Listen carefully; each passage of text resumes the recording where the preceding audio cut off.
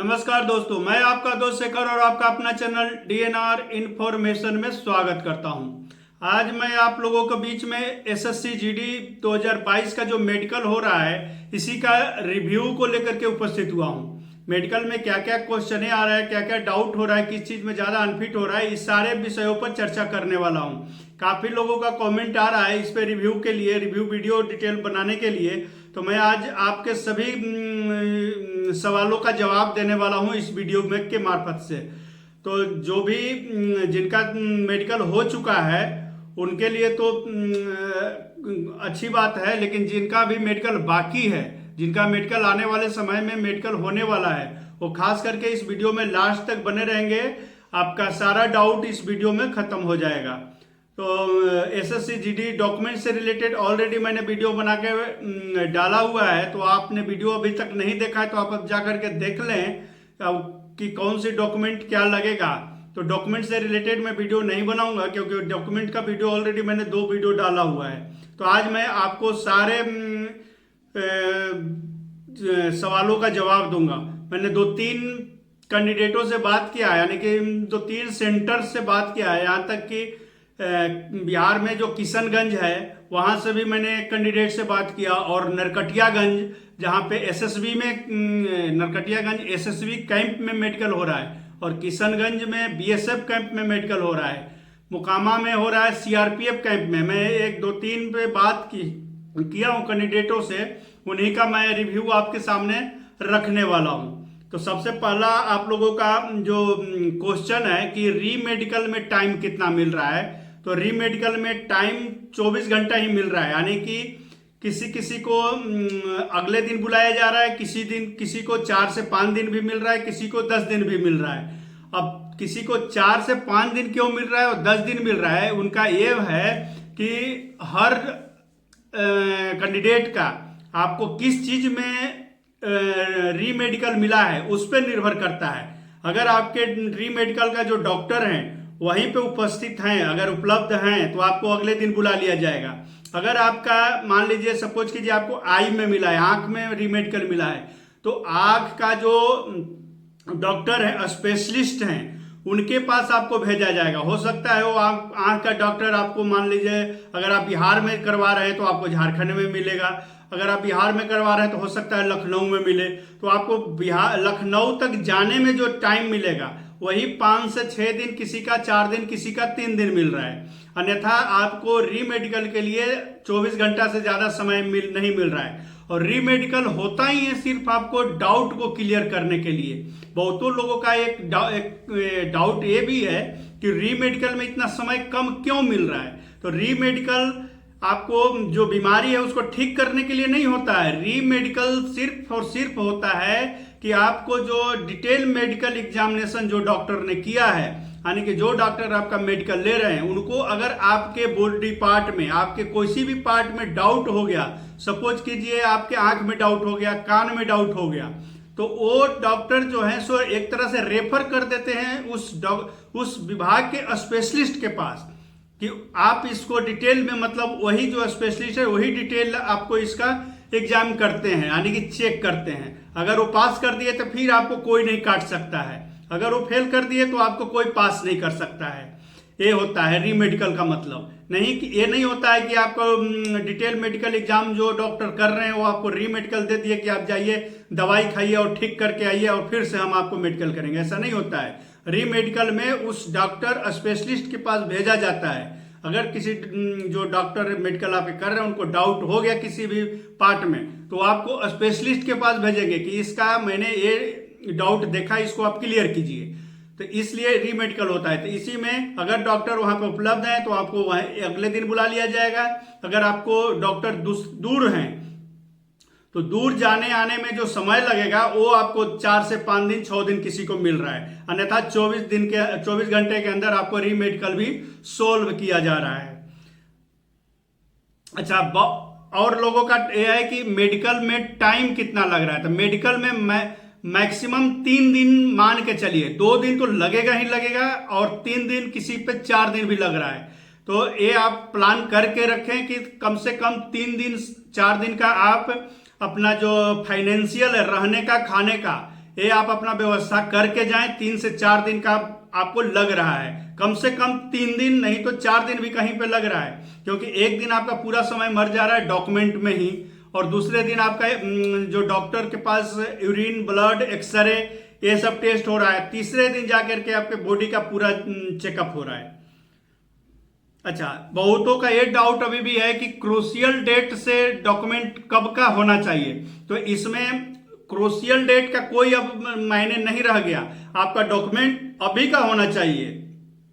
यानी कि अभी जो 2022 जो चल रहा है, ये 2022 का डॉक्यूमेंट होना चाहिए। अगर पुराना है तो पुराना भी चल रहा है, लेकिन नया है तो नया भी चल रहा है। अच्छा, एक जगह पे गाजियाबाद में एक बंदे ने कॉल किया है, गाजियाबाद यूपी में गाजियाबाद सेंटर से, कि उनका जो डॉक्यूमेंट था क्रूशियल डेट यानी कि 2021 से पहले का था, उनको रिजेक्ट कर दिया गया है। और उनसे रिजेक्ट नहीं, 5 दिन का समय उनको मिला है, यानी कि फिर से उनको लगता है 21 या 22 तारीख को बुलाया गया है, डायरेक्ट रिजेक्ट नहीं किया गया है। और उनको अभी का यानी कि 2022 का उनसे डॉक्यूमेंट मांगा गया है, कास्ट सर्टिफिकेट। तो ऐसा नहीं है, ये सेंटर पे कुछ निर्भर भी कर रहा है कि कहीं पे क्या कहीं पे क्या मांग रहे हैं, लेकिन क्रूशियल डेट से ऐसा कुछ नहीं है कि आपका क्रूशियल डेट जो आपका फॉर्म भरने का यानी कि एसएससी जीडी का जो आप अप्लाई किए थे उस डेट से पहले का होना चाहिए, ऐसा कुछ नहीं है। उसके बाद का अभी का भी अगर आपका बना हुआ है तो अभी चल रहा है। अच्छा, बहुतों का यह भी डाउट है कि कितने लोग फिट किए जा रहे हैं, तो आप फीट के ऊपर मत निर्भर रहें कि कितने फीट कर रहे हैं। आप अपने अंदर डर को बिल्कुल मत रखें। फीट तो ऐसे ज्यादा नहीं किया जा रहा है। फीट के रेशियो, अगर रेशियो की बात करें तो लगभग 60 से 70% बच्चे को रीमेडिकल ही मिल रहा है, बाकी 30% ही और 40% कहीं पे 50% बच्चे पास किए जा रहे हैं। तो ऐसा नहीं है, सेंटर पर निर्भर करता है और आपका कौन सा बैच और किस डॉक्टर के ऊपर निर्भर करता है, डॉक्टर का मूड कैसा है, इस पे भी बहुत कुछ निर्भर कर रहा है। तो आप ये चक्कर में न रहे कितने फिट हैं कितने अनफिट हैं। आप बस जब डॉक्टर के पास आप जाएं तो आप निडर होकर के रहें, आप डरे नहीं। डरने से आपका क्या है कि बीपी और हाई हो जा रहा है, तो बीपी हाई में भी बहुत लोगों को रिजेक्ट यानी कि रीमेडिकल मिल रहा है। 140/90, ज्यादा से ज्यादा 140/90 होना चाहिए। ऐसे तो आपका 120/80 होना ही चाहिए, लेकिन अगर 140/90 भी है तो चल रहा है। इससे ज्यादा अगर हो तो आपको रीमेडिकल मिल रहा है। तो ये ज्यादा होने का मेन है, आप घबराएं नहीं एकदम। जब आपका बीपी चेक हो रहा हो उस टाइम आप बिल्कुल अपने दिमाग से सारा कुछ निकाल दें और कुछ और कहीं और दिमाग को लेके चले जाएं, तब आप फिट हो जाएंगे, बीपी हाई नहीं होगा। अच्छा, बहुतों का ये है कि टैटू, जो आप लोगों ने टैटू बनवा रखा है, टैटू का फिट हो रहे हैं कि नहीं। तो टैटू अगर 1 इंच के अंदर आपका टैटू है, वो भी राइट हैंड पे आपका टैटू नहीं होना चाहिए। यानी कि जो राइट हैंड है इस यहां से लेकर के यहां तक आपका टैटू नहीं होना चाहिए। इसके बाहर में अगर आपका टैटू है, बाएं हाथ में है और 1 सेंटीमीटर से कम है, 1 इंच से कम है तो चल जाएगा। उसका रीजन यह है कि जब आप को सिलेक्ट किया जाएगा और आप जब वर्दी पहनेंगे तो वर्दी होता है हाफ बाजू का, और जब आप सैल्यूट मारते हैं तो सैल्यूट में आपका यहाँ पे टैटू दिखाई देता है, इसलिए उसमें अनफिट किया जा रहा है। अगर आपका बाएं हाथ में टैटू है और 1 सेंटीमीटर से कम है तो चल जाएगा। अगर 1 इंच से कम है तो चल जाएगा। अगर 1 इंच से ज्यादा है तो नहीं चलेगा, वो भी दाएं हाथ में कितना भी हो नहीं चलेगा। अगर आपने रिमूव करवा लिया है टैटू तो आपका फिट होने के चांस 99% है। और निर्भर करेगा कि आपने जो रिमूव करवाया है वो सर्जरी करवाया है या सीजर से कराया है, वो आप पे निर्भर करता है कैसे कराया, वो डॉक्टर पे निर्भर करेगा। तो टैटू का ये हो गया कि आपका टैटू दायां हाथ में नहीं होना चाहिए, 1 इंच से ज्यादा नहीं होना चाहिए।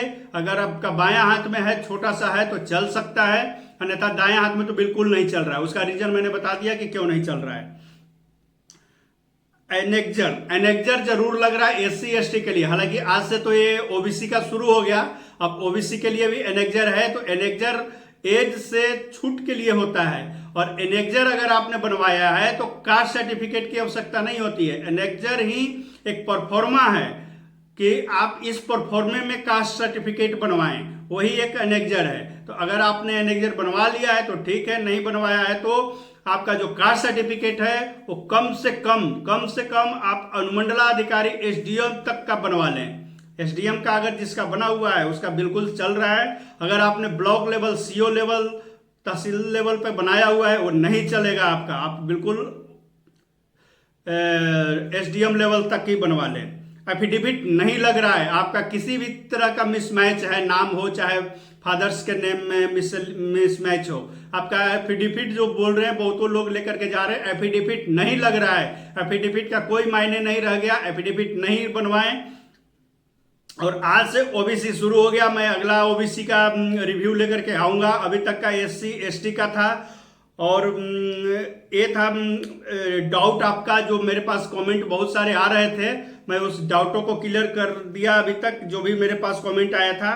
तो आप जाने से पहले घबराएं नहीं, एकदम निडर होकर के जाएं। कुछ नहीं है, डॉक्टर सभी कोऑपरेटिव हैं, सब कोऑपरेट कर रहे हैं। वहां पे डॉक्टर हो चाहे स्टाफ वहां के हैं, सब आपसे अच्छे बिहेवियर कर रहे हैं, अच्छा व्यवहार बनाए हुए हैं, अच्छा व्यवहार कर रहे हैं। आप डरे नहीं, जो फिट है वो बिल्कुल फिट ही होगा। अच्छा, एक सबसे मेन, आप पैसे के चक्कर में बिल्कुल ही ना पड़ेंगे। जो भी कैंडिडेट हैं, अगर कोई आपको कांटेक्ट में कर रहा है, मैं आपको पैसा लेकर के पास करा दूंगा, बिल्कुल आप उसके चक्कर में ना पड़े। वो बिल्कुल नहीं पास कराएगा। जो फिट है वो फिट है, जो अनफिट है वो अनफिट है। तो डॉक्टर ऐसे नहीं है जो पकड़ लेते हैं कि हाँ कौन फिट है कौन अनफिट है। आप पैसे के चक्कर में बिल्कुल ही न पड़ेंगे। पैसा कहीं भी नहीं 1 रुपया चलेगा आपका, कहीं 1 रुपया का कोई नहीं लेन देन हो रहा है। अब अगर कोई आपसे कांटेक्ट में आ रहा है उसको बिल्कुल निगलेक्ट करें, उसका कांटेक्ट छोड़ दें। पैसा बिल्कुल नहीं चल रहा है। अगर आप फिट है तो फिट है, अनफिट है तो अनफिट है। ऐसा कुछ नहीं है कि पैसे से कोई फिट करा देगा। ऐसा होता तो बहुत लोग फिट हो जाते हैं। तो ये अभी तक का था कि आपका लगभग अच्छा ही रेशियो है। और मैं अभी तुरंत ओबीसी का लेकर के आऊंगा। तो सारे डॉक्यूमेंट से रिलेटेड एक वीडियो ऑलरेडी मेरा बना हुआ है, वो भी आप जाकर के देखें अगर आपने अभी तक कोई डॉक्यूमेंट नहीं बनाया है तो। और कम से कम अनुमंडल से नीचे का कोई चीज आपका नहीं चलेगा। कास्ट सर्टिफिकेट खास करके सेंट्रल का ही चलेगा। सेंट्रल का कास्ट सर्टिफिकेट चाहिए, ओबीसी सेंट्रल का चाहिए।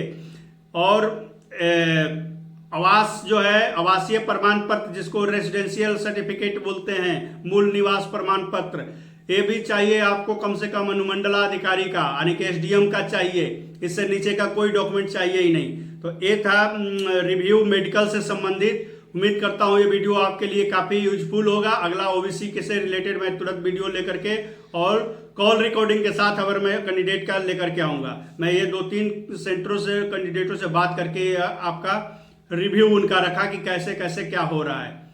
तो वीडियो देखने के लिए धन्यवाद, नमस्कार।